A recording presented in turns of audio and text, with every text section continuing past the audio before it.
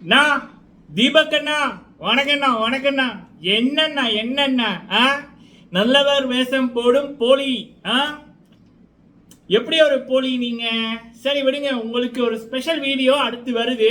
So இதுல வந்து மக்களே, முத்துக்குமரன் அவர்கள் மீது இந்த ஆண்கள் அப்படின்னு இருக்காங்கல்ல, அவங்க எவ்வளவு தூரம் வன்பத்தில் இருந்திருக்காங்க அப்படி என்பதை இன்னைக்கு வந்து பிக் பாஸ் கொடுத்த டாஸ்கே வந்து காமித்திருக்கு. அதாவது தெள்ள தெளிவா அழகா சொல்றாரு. இந்த இப்ப வந்து இந்த சண்டையோட 10 வீக் 70 நாட்கள், இந்த 70 நாட்கள்ல யாரு நல்லா பண்ணாங்க, பெஸ்டா பண்ணாங்க, அவங்களுடைய ஆட்டம் வந்து இம்ப்ரூவ் ஆயிருக்கு, தமிழ்ல தான் அழகா சொல்றாங்க. அதுல 3 பேரை சொல்லுங்க அப்படின்னைக்குள்ள இந்த ஆண்கள்ல சத்யாவை தவிர்த்து நான் கூட நினைச்சிருப்பேன் மக்களே, இந்த சத்யாவுக்கு எப்படி ஓட்டு வருது, 70 நாள் வரைக்கும் எப்படி தாக்கு பிடிச்சாருன்னு. என்னதான் இருந்தாலும் இந்த விஷாலு அருணே அதுகளோட கம்பேர் பண்ணிக்குள்ள அந்த குணம், அந்த ஒரு குப்பை குணம் ஒன்று இருக்குல்ல, அதுல இவர்கிட்ட வந்து கொஞ்சம் நல்ல மாதிரி இருந்தபடியா தான் இவருக்கு ஓட்டு வந்திருக்கு போல இருக்கு. அதோட என்எஸ்கே சாரோட மருமகன் இல்ல, அப்ப அங்க ஒரு ஃபேவரிசம் இருக்கும். பிஆரும் கண்ணுக்கு தெரியாத பிஆர்களும் வேலை செய்யறாங்க. பட் இந்த அருணே விஷாலே இப்படியான நபர்களோட கம்பேர் பண்ணிக்குள்ள, இந்த ஜெஃப்ரி அவன் கூட நான் கம்பேர் பண்ணிக்குள்ள சத்யா பரவாயில்ல தான், சரிங்களா? சரி, அப்படி இருக்கக்குள்ள முத்துக்குமரன் அவர்களுக்கு சத்யாவை தவிர்த்து அந்த ஆண்கள்ல ஒருத்தன் கூட வந்து பெஸ்ட் பர்ஃபார்மர் என்று சொல்லவில்லை எப்படி என்பது, இவனுங்களை எல்லாம் என்ன செய்யணும் அப்படின்னு எனக்கு தெரியல. கண்டிப்பா மக்கள் செல்வன் அவர்கள் செய்வார் அப்படின்னு நம்புறேன். இந்த கொஸ்டின் ஒன்று வரணும், அதை ஒரு பார்வை ஒன்று பார்த்துருவோம், சரிங்களா? கண்டிப்பா பார்க்கணும். அடுத்தது முத்துக்குமரன் அவர்கள் ஜெஃப்ரியோட முகத்திலே கிழிச்செறிஞ்சிருக்காங்க.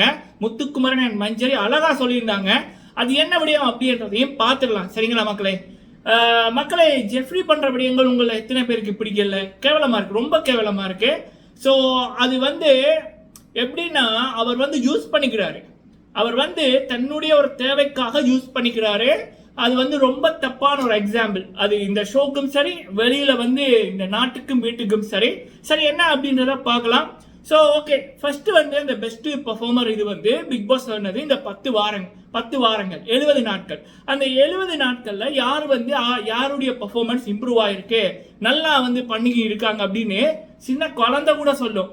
ஒரு 10 வீக் பார்க்காம ஒரு 5 வீக் கண்டினியூவா பார்த்தவங்க கூட, 1 hour எபிசோட பார்த்தவங்க கூட சொல்லுவாங்க, அங்க முத்துக்குமரன் அப்படின்னு ஒருத்தர் இல்லை அப்படின்னு, அங்க ஷோவே இல்லை அப்படின்னு. ஆண்கள் வர்சஸ் பெண்களா அப்படின்னு இருக்கக்குள்ளேயும் சரி, அந்த கோட்டை எடுத்ததுக்கு அப்புறமும் சரி, முத்துக்குமரன் இல்லாம அங்க இதுவே இல்லை, சரியா? அப்படி இருக்கக்குள்ள இது ஒரு பாயிண்ட். இன்னொன்னு வந்து இந்த தீபக்கு ஒரு சீக்ரெட் டாஸ்க் ஒன்று கொடுத்தாங்க. அப்ப அந்த தீபக் வந்து யார்கிட்ட அட்வைஸ் கேட்டாரு? முத்துக்குமரன் அவர்கள்ட்ட அட்வைஸ் வந்து கேட்கிறாரு. இந்த அருண் அப்படின்றவன் பிரின்சிபலா அந்த ஸ்கூல் டாஸ்க்ல பிரின்சிபலா வந்து பண்ணக்குள்ள முத்துக்கிட்ட வந்து கேட்கிறான் எப்படி பண்ணலாம். சத்யா கேப்டன், சத்யா முத்துவை தான் சொன்னாரு. பட் நான் சொல்றேன், சத்யா வந்து கேப்டனா இருக்கக்குள்ள முத்துக்கிட்ட தான் அட்வைஸ் வந்து கேட்டாரு. அதுக்கப்புறம் வந்து பாத்தீங்கன்னா இந்த விஜய் விஷாலு அவன் வந்து அந்த காயின் டாஸ்க்ல முத்துவா எந்த ஒப்பீனியனையும் குரூப் ஒரு டீமா இருக்கக்குள்ளேயோ இல்ல தனித்து விளையாடக்குள்ளேயோ அடுத்தவர்கள் மீது திணிக்கவில்லை. கோடி இருக்கைக்குள்ளேயும் சரி, கோடி இல்லாம இருக்கைக்குள்ளேயும் சரி, அடுத்தவர்கள் தான், ஆண்களா இருந்தாலும் சரி, பெண்களா இருந்தாலும் சரி, அவங்க தான் ஓண்டா முத்துக்கிட்ட அட்வைஸ் கேட்டாங்களே தவிர முத்து போய் அவருடைய அட்வைஸை யாருக்கிட்டையும் திணிக்கல, சரியா? சரி, அப்படி இருக்கக்குள்ள இந்த விஜய் விஷாலு அவன் எல்லாம் காயின் டாஸ்கா இருக்கட்டும், அதுல எல்லாம் வந்து முத்துக்கிட்ட அட்வைஸ் கேட்பான். ஃப்ரம் த ரவீந்தர் சார் அவர்கள் வெளியில போனதுக்கு அப்புறம் முத்துக்குமரன் அவர்களிடம் தான் இவங்க வந்து அட்வைஸை வந்து கேட்டுக்கொண்டிருந்தாங்க. முத்துக்குமரன் இருந்தபடியாத்தான் அந்த கோடு எடுக்க முதல் ஆண்கள் வர்சஸ் பெண்கள் என்றுக்குள்ள ஆண்கள் பக்கமே ஒரு மூளை ஒன்று வேலை செஞ்சுது. ஆண்கள் பக்கம் வந்து ஒரு பெரிய ஒரு ஸ்ட்ராங்கா இருக்க காரணம் முத்துக்குமரன் அப்படின்றவர். அத்தனை ஆண்களும் ரவி சார் வெளியில போனதுக்கு அப்புறம் அத்தனை ஆண்களும் முத்துக்குமரன் அவர்களை தான் டிபெண்ட் பண்ணி இருந்தாங்க. அதாவது முத்து டிபெண்ட் பண்ணி சொல்லி இருக்கல, இவனுங்க என்ன கேட்டாலும் இவனுங்களுக்கு மண்டைக்குள்ள மூளை இல்லாத மாதிரி முத்துக்கிட்ட தான் போய் கேட்பாங்க. இவங்களுக்கு ஒரு ஐடியா சொல்ல தெரியாது, முத்துக்கிட்ட போய் கேட்பாங்க. ஏன் இவங்க ஒரு டாஸ்க் வின் பண்ணணும்னா கூட சிவகுமார் அப்படின்னு ஒருத்தன் வந்தான், 1 மணி நேரம் 1.5 மணி நேரம் ஒரு பொட்டில போடுறதுக்கு இப்படி பண்ணி கொண்டு இருந்தா கடைசியில முத்து வந்து ஒரு 3 நிமிஷத்துல அந்த கேமை வின் பண்ணி கொடுத்தாரு. சோ இப்படி எனக்கு தெரிஞ்சு பிளே பண்ண 17 டாஸ்க்ல 16 டாஸ்க்கு இந்த கேப்டன்சி டாஸ்க் உட்பட, கடைசியான கேப்டன்சி டாஸ்க் உட்பட முத்துக்குமரன் வின் பண்ணியிருக்காரு. அப்போ அப்படி இருந்த நபரை வந்து பெஸ்ட் பர்ஃபார்மர் ஒரு 10 வீக்ல இத்தனை ஆண்கள்ல உங்களுக்கு சொல்ல முடியல, அவருடைய பேர் வாயில வரல அப்படின்னா எப்படிப்பட்ட வன்மத்துல நீங்க இருக்கீங்கடா ஐச்சைகளா அப்படின்னு அர்த்தம் கிடக்கு. அருணை பத்தி தெரியும், அது எப்படிப்பட்ட குப்பை அப்படின்னு டப்பா. டபக்கு டப்பா. சரியா, ஏன்னா அவனை பற்றி எல்லாம் பேசிக்கல நான் டைமை தான் பார்ப்பேன் என்னோட, ஏன்னா நம்ம ரிவ்யூ பண்ணணும்ல. ஆனால் அவனை பற்றி பேசி நம்ம டக்குன்னு நான் பல தடவை நீங்கள் வீடியோ பார்த்தீங்கன்னா அருணை பற்றி பேசிக்கல ஆட்டோமேட்டிக்காக என்னோட கண் வந்து மணி கூட போய் பார்க்குது. ஏன்னா இவனை பற்றி எல்லாம் பேசி வீணாக்கணுமானா என்ன பண்ணணும் நம்ம ரிவ்யூவில். இவனையும் சிலது நம்பிக்கை ஒன்று இருக்குது பாருங்க, சப்போர்ட் பண்ணுது, காசு வாங்கிட்டு சப்போர்ட் பண்ணி நினைக்கிறேன். ஸோ அப்போ இவன் அருண், விஷால், இவனுங்களெல்லாம் நமக்கு தெரியும் எப்படிப்பட்ட குப்பை கண்ணு, ராயனு. ஸோ அப்போ இவனுங்களெல்லாம் நமக்கு தெரியும் எப்படிப்பட்டவனுங்க அப்படின்னு. ஆனால் சார் தீபக் சார் நீங்கள் பண்ணுறீங்க பாருங்க சார் வேலை, உங்களுக்கு இருக்கு, அடுத்த ஸ்பெஷல் வீடியோ இருக்கு. சரி, அப்போ எவ்வளவு தூரம் இவனுங்க வந்து முத்து மீது வன்மத்தில் இருந்திருக்காங்க அப்படி என்பதை இந்த டாஸ்க் வந்து வெளிச்சம் போட்டு காமிச்சிருக்கு மக்களே. இன்னொரு முக்கியமான விடயம், இந்த ரஞ்சித் அப்படின்ற ஒருத்தர் வந்து சொல்றாரு, முதல் நாளிலிருந்து அப்படியே மாறாம இருந்தது, கேரக்டர் மாறாம இருந்தது விஷால் அப்படின்னு. அடே ஐயா, இது கேரக்டரை பத்தி பேசலையா, ஒருத்தன் அப்படியே இருக்கிறத பத்தி பேசல. இந்த வீட்டுல அவனோட பெர்ஃபார்மன்ஸ் எப்படி இருந்திருக்கு, டாஸ்க் எப்படி பண்ணியிருக்கான், அவனால இந்த வீட்டுக்கும் உங்களோட டீமுக்கும் இந்த ஷோக்கும் என்ன லாபம் கிடைச்சிது அதை சொல்லுங்க ஐயா அப்படின்னு. ஒருத்தன் அப்படியே இருக்கணும்னா எல்லாருமே இருந்திருப்பாங்களேடா.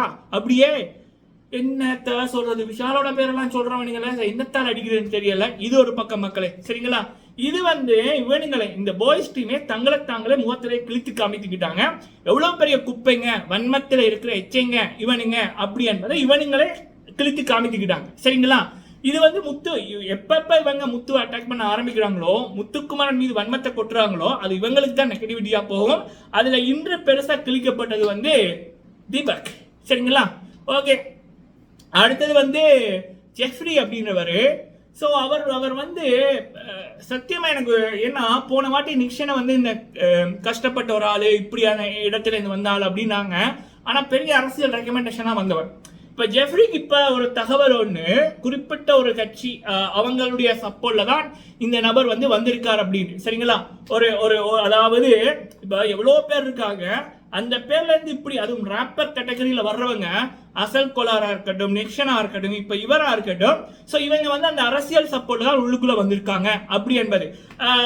ஆனா அது வந்து மறைக்கப்பட்டு கஷ்டப்பட்டு வந்தேன் அப்படி வந்தேன் அப்படின்ற மாதிரி. சரி, எப்படியோ வந்துட்டா போட்டும். ஆனா நீ வந்து கேமை வந்து கரெக்டா விளையாடணும்ல. ஜெஃப்ரி பண்ற கேம் வந்து ரொம்ப தப்பா இருக்கு, குப்பையா இருக்கு. அவர் வந்து அந்த கலாச்சார சீர்கேடு பண்ணி கொண்டிருக்காரு, அக்கான்னு சொல்லிக்கொண்டு ரொம்ப கேவலமா பண்ணி கொண்டிருக்காரு. அடுத்தது நட்பை கூட வந்து அவர் வேற மாதிரி பயன்படுத்துறாரு. ஒவ்வொரு வீக்கெண்டை பார்த்துட்டு தாவி கொண்டிருக்கான். வீக்கெண்ட் வந்து என்ன நடக்குதுன்னு பாக்குறான், யாருக்கு சப்போர்ட் இருக்குன்னு பாக்குறான், சப்போர்ட் இருந்தா அப்படியே இருக்கான், சப்போர்ட் இல்லைன்னா எனக்கும் அதுக்கு சம்மந்தம் இல்லைன்ற மாதிரி தாவுறான், சரிங்களா. அடுத்தது வந்து பாத்தீங்க அப்படின்னா ஒரு சிம்பதியை கிரியேட் பண்ணி அப்படியே ட்ராவல் பண்ணி கொண்டிருக்கான் ஜெஃப்ரி அப்படின்னு ஒரு ஆளு, சரியா. அது முத்து அவர்கள் அழகா சொன்னாங்க. இப்ப பெஸ்ட் பெர்ஃபார்மன்ஸ் இதுக்கு நாமினேட் பண்ணவங்க எல்லாம் அவர் வந்து கஷ்டப்பட்டவர், இந்த இதுல இருந்து வந்தவர், அப்ப இவர் வந்து இதுவரைக்கும் இருக்கணும் அப்படின்னு சொல்லி கொடுக்க அப்ப முத்து அழகா சொன்னாரு. அப்ப இப்ப முத்துவா மஞ்சரி முத்து கான்வர்சேஷன்ல மஞ்சரி சொல்றாங்க, அப்ப இவருக்கே டைட்டில் கொடுத்து விடுங்களேன், இதை சொல்லியே கொடுத்து விடுங்களேன். அப்ப ஹார்ட் ஒர்க் போடுறவங்களுக்கு என்ன இது அப்படின்னு சத்தியம் பாக்குறவங்களுக்கும் அதான் தோணுது. ஏன்னா இந்த பெஸ்ட் பெர்ஃபார்மன்ஸ்ல வந்து இல்ல நாமினேஷன் ப்ரீ பாஸ்ல கூட அது மஞ்சரிக்கு போயிருக்க வேண்டியது. அவ்வளவு தூரம் மஞ்சரி அவர்கள் பெஸ்டா பண்ணாங்க. அதெல்லாம் கிடைக்க விடாம பண்ணதான் அந்த கேங், இன்னொரு கேங் இருக்குல்ல அந்த அருண், கோமாளி, டப்பா, அதோட கேங்கு அவன் பிளான் பண்ணி தான் பண்ணா, மஞ்சரிக்கு போக்குறான்னு தான் பண்ணா. ஸோ அப்படி இருக்கக்குள்ள மக்கள் வெளியில என்னத்தை பேசுறாங்களோ அதை பல தடவை முத்துக்குமாரன் அவர்கள் பேசியிருப்பாங்க, அவருக்கு தோணி இருக்கும், அவர் உடனே பேசியிருப்பாரு. ஸோ இந்த ஜெஃப்ரி விடயத்தை இந்த வீக்ல இருந்து மக்கள் பேச ஆரம்பித்தார்கள். இவன் வந்து இந்த இவ்வளவு நாள் இருக்க தகுதி இல்லாத ஒரு ஆளு, வெளியில் அனுப்பப்பட வேண்டிய ஒரு ஆள் அப்படின்னு மக்கள் சொல்லக்குள்ள கரெக்டா அந்த டைம் தலைவர் வந்து பேசுறாரு, சரிங்களா. இதுதான் முத்துவோட ஸ்பெஷல். மக்கள் என்ன நினைக்கிறாங்களோ அதை வந்து அந்த பிக் பாஸ் வீட்ல பேசிடுவாரு.